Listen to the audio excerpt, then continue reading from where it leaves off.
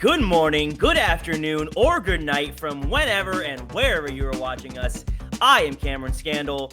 That is Steven Treffler. We are the sound. Thank you so much for joining us today, folks. We got a great show for you. It is getting a little bit warmer outside, I think. I know it's super optimistic being the end of January, and it's like, yeah, it's kind of getting warm, but Can't believe it's already the end of January. Yo, this month, I feel like it should be March already. January crawled, man. I could not get through it. I'm glad we are here at the end, the final day of the month. We're happy you're here with us in the inside, in the warmth, enjoying some sports content. So, folks, without further ado, let's get right into it. But first, before I get ahead of myself, quick thing to mention. We are in our, as the Swifties say, our experimental era. We are going to be doing and trying out a lot of different things throughout the show for the next few weeks. You probably noticed last show we started adding transitions in between the segments. We're going to be introducing some new segments that we're trying to perfect and get some new ideas out there and see what content sticks and what you guys like and enjoy the most. And as always, if there is something that you want to see more of, if you have an idea for something, always comment on the videos. We will look at those and make any sort of changes and take into any comments into consideration that you may have. So yeah, be on the lookout for those new things coming next few weeks. So now on to our actual first topic of the day. Super Bowl 52, 53? What are we at? 53? 54? That's a great question. 50-something. I think it's 53. 50-something. Chiefs and Eagles, that's been set. The somewhat, I guess, larger picture, depending on how you look at it, is that this is now the Chiefs' third straight Super Bowl appearance. This could be the first three-peat in NFL history. And Steve, the conversation I think now can be had officially of, is this Chiefs team the greatest dynasty in football and NFL history? Steve, your general thoughts on that question and if they are, in fact, the greatest dynasty ever. So, short answer, yes, they are the greatest dynasty in NFL history. So since 2018, the Chiefs have a combined record of 90-26, which is a 78% winning percentage, right? With a 17-3 playoff record, which is an 85% winning percentage. They've been to 7 consecutive AFC championships. They've been to 5 Super Bowls, now including this season. So their Super Bowl record as of right now is 3-1, with to be determined potentially a 4-1 or a 3-2 if they lose to the Eagles on the 9th of February. A lot of teams have gone back to back, but in that third season, when they attempt the three-peat, no team has ever gone back to the Super Bowl. They've either lost in the divisional round or the conference championship. So one, already getting to the Super Bowl a third time in a row after winning the first 2 is something that's unprecedented. It's never been done. So the other team that teams talk about when they talk about the greatest dynasties ever are the Patriots. Now, from 2001 to 2007, the Patriots had a combined record of 86-26, and that was a 77% winning in the regular season, already lower than the Chiefs for the last 7 years. They made 5 conference title games, 4 Super Bowls, going 3-1. To me, that's the closest to this Chiefs team. And then you go to the second dynasty of the Patriots, 11 to 2018, where they had 99-29, which is a 77% winning record, with a 16-5 playoff record at 76%, both of those below the Chiefs. What Andy Reid and Steve Spagnuolo have cultivated on this team and in this dynasty, Steve Spagnuolo being arguably the greatest defensive coordinator all time and possibly the greatest playoff defensive coordinator of all time. And Andy Reid has a chance to cement himself as arguably the greatest coach of all time in this next game as well if they win the Super Bowl. So to me, even if they don't win the Super Bowl this year, what they've done in the last 7 years, Cam, has been more than enough to say that, yes, the Chiefs are the greatest dynasty of all time. Yeah, and I agree. I don't think it's particularly close. I don't think there have been many other teams that have had the outright dominance for this extended period of time, like the Chiefs have or had. And I mean, obviously, a large part of that is through Patrick Mahomes, who we said, last episode, with this Super Bowl, maybe probably considered the greatest quarterback of all time, like cemented. I would just like to give, as you gave a little snapshot of where the Chiefs' legacy or dynasty is, I want to give a little snapshot of where Mahomes' legacy is. So he is the third quarterback to make 4 Super Bowls in his first 7 seasons. He is also the third quarterback to finish top 3 in MVP finishes in his first 5 years. Oh, wow. He is also the only quarterback to make 7 conference championships in his first 7 years. What Mahomes does differently than a lot of other quarterbacks is the agreement from everybody that Mahomes is the best quarterback.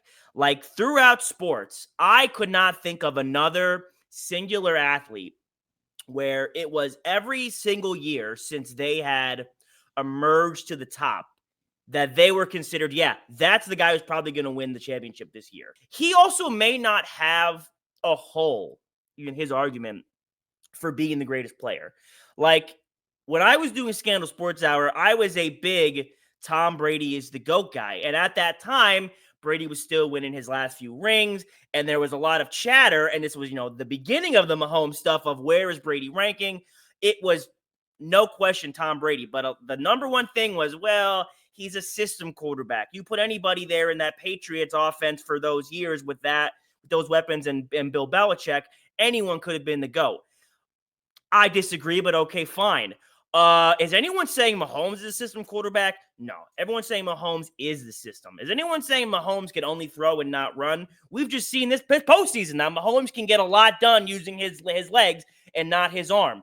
He can do long passes. He can do short passes. Like I just said, he's running all over the field. He's doing behind the back stuff. He is just such a talented athlete and player at the game of football that you can't really have any of those secondary, let's look at the nuances of the sport. It's just like, yo, are you watching the field? Are you seeing what this guy's doing? It's pretty crazy. Again, I don't know a lot of other athletes that we're just looking and everyone is like, yeah, pretty good, pretty crazy stuff. And it's unanimous. Like even with Jordan, it was a lot of like, well, he's good at scoring the basket, he's good at playing defense, and he wins a lot.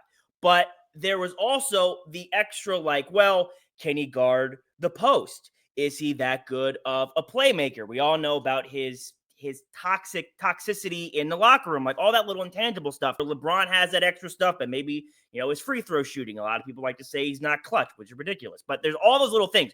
It doesn't seem like Mahomes has any of those other little things. We keep seeing more winning. We keep seeing more Super Bowl appearances. It doesn't seem like it's ever going to end. So I don't know if he wins this one, what more people would need to see or how you could ever make an argument against him. When you talk about the Mahomes-Brady argument, right, a lot of people like to consider it very similarly to the LeBron and the Michael Jordan argument, right? 1A, 1B. But no, I think it's very definitive. Tom Brady in his first couple of Super Bowls in his first few years, a lot of people attribute a lot of his wins there to Adam Vinatieri, to that defense, right? When you think of those teams, you think of Bill Belichick and the system of the Patriots and the legendary kicker of Adam Vinatieri and his timely field goals to win games for Tom Brady. Like when you think of this Chiefs team, you think of Mahomes first and foremost. A lot of people question Tom Brady's ability to produce without Bill Belichick, right? Who was the reason that their success was so great? So no, I think you hit the nail on the head, right? Patrick Mahomes is undeniably the greatest quarterback of all time. And just to add, playoffs all time, he is number 1 in wins, total touchdowns, and game-winning drives. Seems pretty important to keep in mind. He's also first in win percentage, touchdown interception ratio, and passer rating all time. Number 1. Or I'm sorry, number 2. Those were he was number 2 in wins, total TDs, and game-winning drives. My mistake. But still, he's either 1 or he's 2. And you know who number 1 is and all the stats he's number 2 in? Tom Brady. I don't know, man. Kind of crazy. Mahomes probably going to be the GOAT. I guess we'll find out 2 Sundays from now. Yes, we will. Yes, we will. Moving on to basketball and the association, Jimmy Butler and the Miami Heat, their ongoing feud continues. Very unfortunate for me and my fellow Heat fans. Monday, Jimmy was suspended indefinitely without pay. This is probably the, third or fourth suspension that he's had since the beginning of January. Cam, yeah. Being the resident Heat fan that you are, I think I'd love to know, where do you stand on this whole thing, right? Like, he's finally been suspended indefinitely. Yeah. Like, do you have a stance? Do you have a side that you're like pulling one way or the other towards? I mean, between like getting rid of Jimmy and keeping Jimmy? No, between who's right and who's wrong. Like, is Jimmy right here? Does he have a case, or is Pat Riley the man? Jimmy Butler is doing what he's done in every single situation he's been in, but somewhat worse. I mean, this is not anything new, but the style he is doing it in is new. And the fact that he believes that this temper tantrum is warranted is the most excruciating part. This all started because Jimmy Butler wanted a contract extension. He wanted like 2 years and close to $60 million. And Pat Riley said, Jimmy, listen, pal, love you to death, but you're not worth that. You're in your mid to late 30s. You're not getting that time back. You are not healthy all the time. Can't do it. Jimmy Butler played 52 games per season on average in his 6 years. Most players who are asking for $48 million plus a year are playing minimum 55 to 65. So now Jimmy Butler is asking for an extension when he plays below the average of what he should be playing with guys who make that money. He has 2 seasons with Miami playing 60 plus. So for Pat Riley to say, hey man, you're old and inefficient, I'm not giving you that money, I think is really fair. And I understand, for not even athletes, but people, it is hard to accept the place you're at in life, whether you're getting older or you're just in a new space and situation. It's hard to accept that sometimes. And Jimmy, being who he is, that fiery, competitive nature and attitude that got him to this point, it's hard to turn down and dial back. So he still really feels that he is 29 and can lead any kind of team to a championship or contention.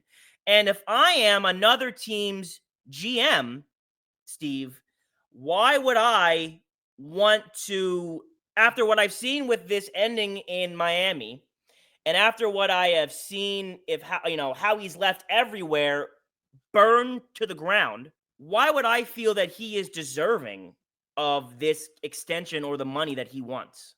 Jimmy Butler, since coming to the Miami Heat in 2019, he signed a 4-year, $140 million contract, $35 million a year. Goes to the finals, first season off the rip with the Miami Heat. Through those finals, he beats the Pacers, the Bucks, who were the favorites, and the Celtics. Goes to the finals, loses to LeBron. Understandable. Year 2, a little bit of a down year. Goes to round 1, loses in 4, gets swept. During that next week, he's asking for help. He says, listen, we need a little more help. We need to bolster up the roster. Instead of help, they gave him an extension. So the extension was 3 years, $146 million, made him $48 million a year. So then year 3 comes along. Jimmy loses a heartbreaker of a series in the conference finals to the Celtics, loses in 7 games. Once again, after that series, says, guys, we need to bolster up the roster, asks for help. Crickets from the Heat organization. Pat Riley, and you and me have talked about this. He has done nothing to get him help, right? And this is a reoccurring theme. So year 4, he takes you back to the finals, and he loses to Jokic, the best player in the world. No shame in that. You lose to LeBron, you lose to Jokic, while you've been asking for help from your organization. Now, Jimmy Butler in year 5, he got hurt, but he once again asks for help. He says, guys, we need more. If we want to contend with these other organizations in the East that are making acquisitions and making big moves and making trades, Pat Riley, you need to get me some help, man. I'm giving you everything I got. Now in year 6, he'd have still made no more impactful moves. And now all of a sudden, they're deciding that they want to move in a Tyler Hero-esque direction. After all of the things that Jimmy Butler has just done for them since he got there. Because you and me have talked multiple times about the blood, sweat, and tears that Jimmy Butler left on the floor. Jimmy Butler is asking for 3 years, $161 million, which would be $53 million a year. Let me give you a few names of guys that are making more money than him, Cam.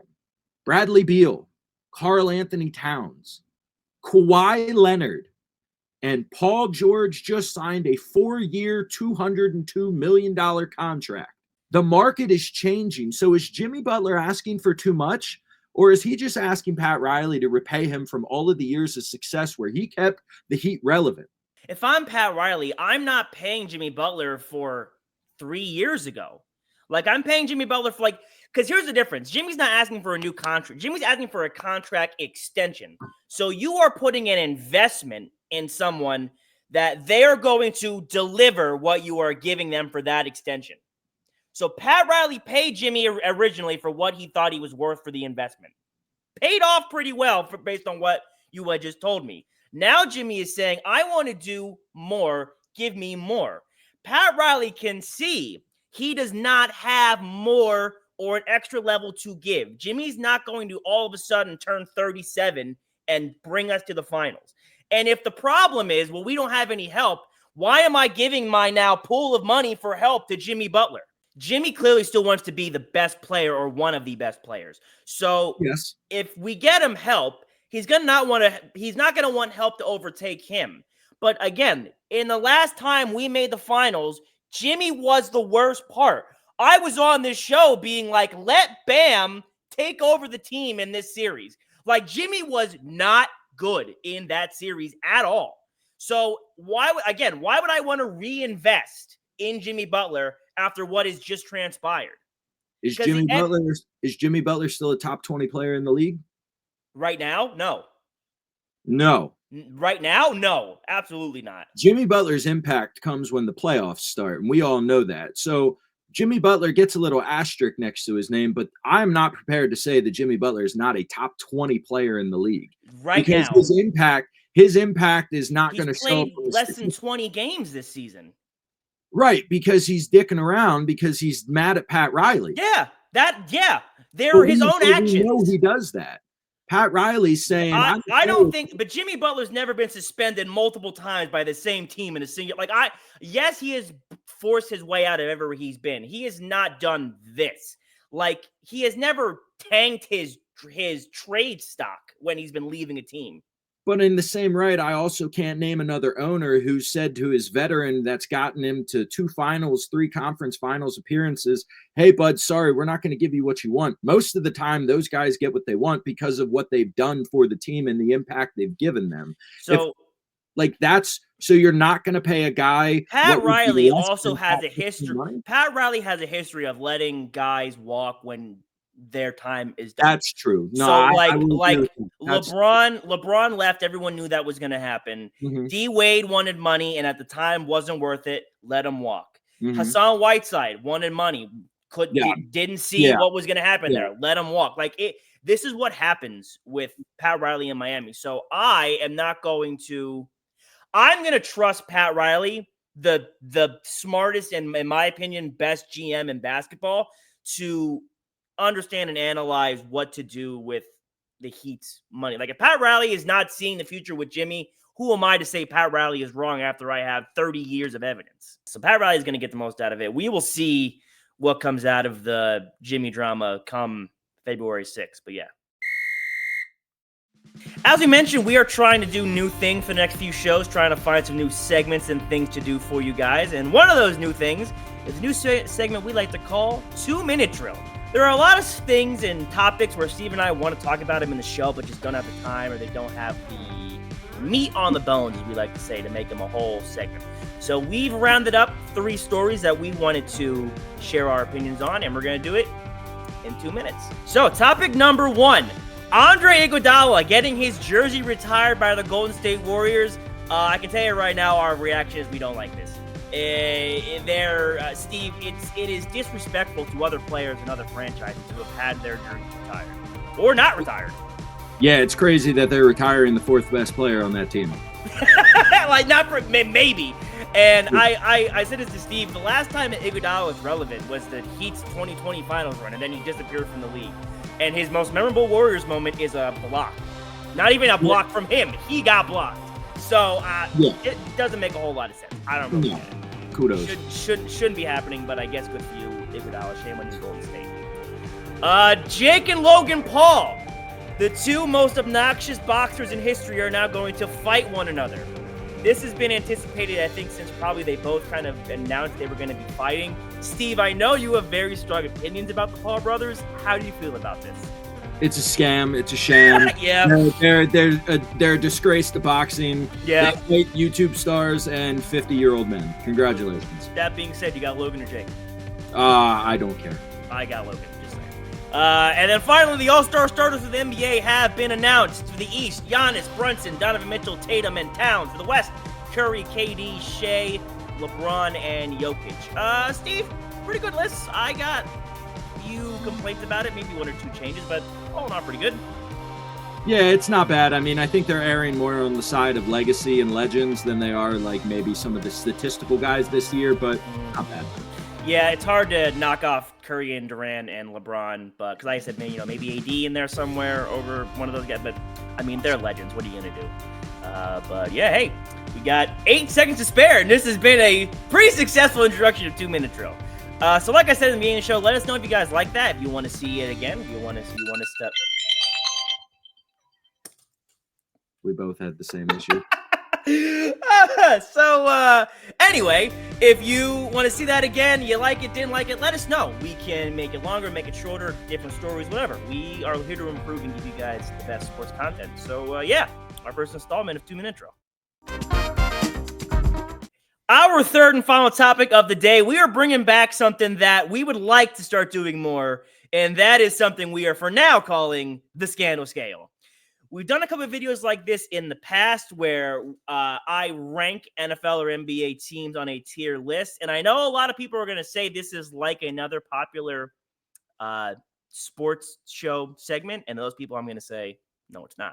This is our third installment of Scandal Scale. We're doing, we're at the Super Bowl. We hadn't been here for the NFL season. So we thought maybe you guys would want to see where I have NFL teams standing, in a hierarchy. So, Steve, ready to get a look at Scandal Scale? I'm nervous. I think it's a great list. I'm excited. Let's get right into it. At the bottom, sleeps with their dad. Pretty simple, just like from last time. These are the bottom of the league teams. I don't know where they're going to go from here. There are a lot of question marks in a lot of different places. I mean, for those actually, really all of those teams, giant quarterback question marks. Who knows what's going to happen with the Raiders and the Giants, or the Jets? Aaron Rodgers, enough said. The Saints, Derek Carr is hurt. They won't even continue with him. No one knows what's going on in Tennessee or Cleveland. I mean, these teams, like I said, aren't going to get much better next year. Had a lot of issues this season. They're at the bottom. Next up, we got Purgatory. Now, these teams have the potential and can be better, but it's taking time. And the Dolphins, Steve, I'm sorry to tell you, but Tyreek Hill future is shaky right now with if he's staying in Miami. You know my feelings on Tua and how I feel about his future and even just his talent when healthy. I just don't no matter what happens to Miami, it's going to take time to get back to being a legitimate playoff contending team. Are you trying to make me take a bath with my toaster? No, man. I'm just telling you the truth. Listen, I have a job to do as the sound. These are just things I have. Sadly, you're not wrong. Yes. Next up, bumps in the road. So all these teams had something come up this season that derailed everything. The Falcons, you sign Kirk Cousins to this big contract. You draft Bijan Robinson, and then at the end of the season, Kirk Cousins is benched. What's going on there? The Patriots, Drake May, seem to be doing pretty good. You got a brand new coach after firing your old one, but again, just kind of not enough pieces but maybe a bright future for next season. The Bears, you know how we feel about the Bears. And the Jags, I mean, Trevor Lawrence died in the middle of the season, so problems there. Doug Peterson gone, new coach in, new GM in. So, again, things in the season that just kind of screwed everything up. Next up, relying on reputation. It was hard for me to put these teams below the teams below them, hard to put them above the teams above them. But if I still want to believe in the Niners because of all the weapons they have on offense and what they have proven in the last few seasons. I am not a Cowboys fan or believer, but it is, again, hard for me to not imagine with their defense and their receivers, if Dak Prescott can figure it out in the postseason, what they can do. I don't think he will. But, again, these teams are just relying on the fact that they are those two teams. Yeah. Fun fact for you. Cowboys are the only team in the NFC to not make the conference championship in the 21st century. So go Cowboys. Go Birds. Next up, new year, new teams. So all these teams had surprises this season. But next year, things are going to be flipped. So the Vikings, I don't think anybody expects them to repeat what they've done this season. I don't think Sam Darnold will either, one, do what he did again, or two, be there. The Bengals, I had going to the Super Bowl this year. Clearly, they did not. I don't think that will happen 2 seasons in a row where they were that bad and that awful. The Broncos, who would have thought Bo Nix would have done what he did? And the Steelers, I think, surprised everyone with how well they had played through the whole season with quarterback inconsistency. So I think next year, all of these teams will have a different look come the new year. Next up, quarterback faith. All these teams are truly believing that their quarterback is going to be what gets them to the next spot. We've been talking up Baker Mayfield for years, seeing that is finally coming to fruition. Jordan Love, I'm not a Jordan Love fan. I don't think you're a Jordan Love fan either, Steve. But the Packers are clearly buying in that is what they want to do and who they want to put their faith in. And the Texans, I mean, C.J. Stroud having a sophomore slump, who would have thought he did what he did last year? But does anyone expect that, like the Bengals, do we expect it to happen again? I don't think so. So all these guys are putting all these teams are putting all of their chips on their quarterbacks. Next up, scary matchups. Nobody wants to see either one of these teams in the playoffs, but you can certainly beat either of these teams in the playoffs. I mean, we just saw the Rams and Chargers lose this season. The Chargers were surprisingly bad with their performance. Justin Herbert needs to figure it out in the playoffs, and I mean, Harbaugh will, I think, eventually unlock it once he's had a little more time there. I also like the Rams. I think the Rams were a dark horse this season, and they kind of stayed that way all year, but I don't think anyone really believed they could be the next step. But again, no one really wants to see those two teams in the first round of the playoffs. Right. Conference championship teams. I think next season, if one of these teams don't make their conference championship, they would feel extremely disappointed that their season is a failure. For the Commanders, I mean, Jaden Daniels, who we had been talking about his praises last show, who knows how much better he'll get. The Lions had a lot of injuries. So if they can get healthy, who knows what they can do next season. And the Ravens, listen, Lamar, can we have a moment? Because I have been a big advocate of yours. I talked about you a lot. I had been saying the Ravens should have paid you and that you deserve what you've been asking for, but now you're kind of making me look bad, and you're making yourself look bad. So do me a favor, step it up. I know it's hard. Mahomes is there, but let's try to do a little better. All right. Yeah. Coming up in second place, the Bills. I mean, they are just simply, no matter where they are, going to be number 2. They're not going to be better than the Chiefs, but I think, again, as I said last show, you ask anybody who's winning the Super Bowl, it was going to be one of those two teams. I think the Bills would be in a similar position next season. I don't see anything changing. They're unfortunately just stuck at number 2. And at the top, we got the 2 Super Bowl teams, which I honestly wanted to put the Eagles not at the same tier, but it almost felt unfair to not have them because of the Super Bowl, but I do believe that the Chiefs are in a separate category than the Eagles. But there you have it.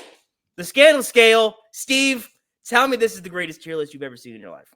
Which is the greatest tier list I've ever seen in my life. Yes, sir.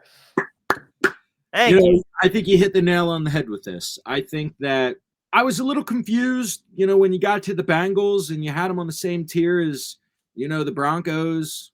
Let's ride. Yeah, they were a tough team to I, rank. as far as the rest of this list, man, I cannot argue. I can't. I would like to see you just take the Bears off the list, but I guess they have to have a place somewhere. I guess we'll see if Ben Johnson can turn things around there. Not going to happen.